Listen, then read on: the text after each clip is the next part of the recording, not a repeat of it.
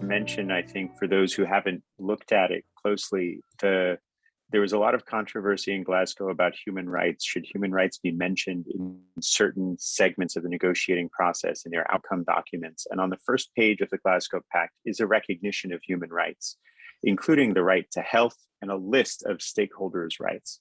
The right to know is not exactly stated there clearly. The right to know whether someone somewhere is going to do something that will harm you and you should be able to defend yourself or have some remedy.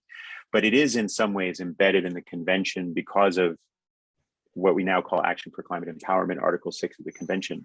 And maybe going from what you said just now, Raj, to Rodney, you made the point earlier, you might ask a mayor or governor what their national government is advocating for, and they don't know. And yet, it's also true that there has been a lot more coverage this year than before, both about climate change and also about this negotiating process.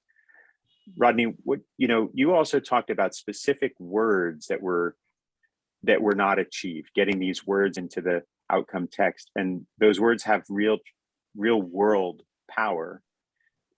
What are the things that you think need to be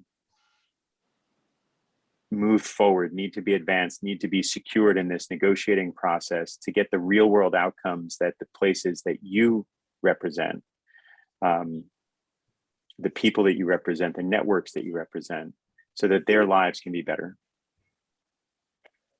Yes, thank you. We're actually not satisfied on some of the outcomes.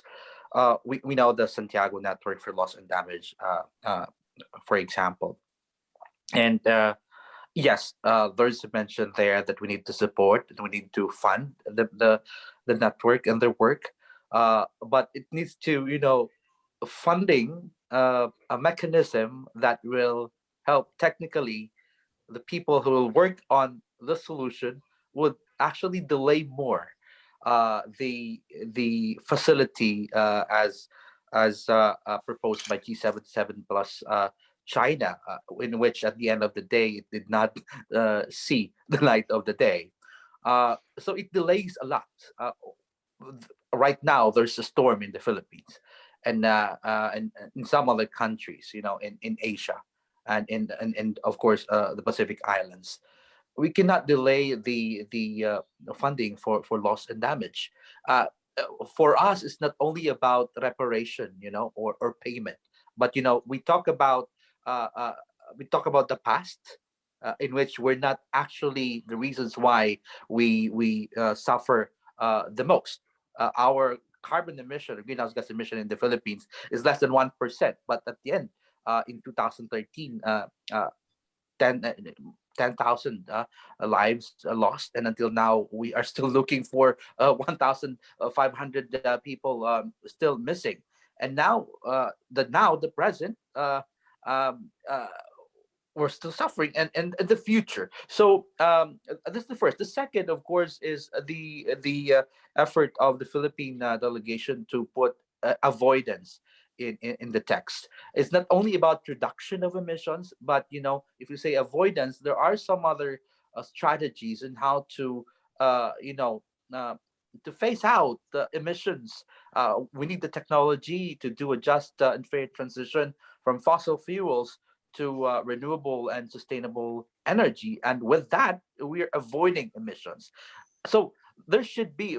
We're not saying that the reduction is not so important. It should be a two-pronged reduction, two-pronged solution. So we need to avoid, but at the same time we need to reduce. Of course, again, we're happy that there's the parties are urged to double their commitments for adaptation financing. It's very important as well, the right to know, as you've said. It should be there, although the first that paragraph is just an reiteration of the Paris Agreement. And the right to know really is very important, because people need to know. People need to know the decisions, and people need to be involved in the whole process of coming up with stances, but at the same time coming up of solutions. In the Philippines, we have the National Climate Change Action Plan, and it will be revised again. And we have the national determined contribution. The biggest question is that the formulation of the national determined contribution, was that inclusive?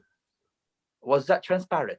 In the Philippines, that was, I think, not, because it was just December 23, we were informed that there will be a final consultation of the NDC, and that they will be submitting that on the 31st of December last year.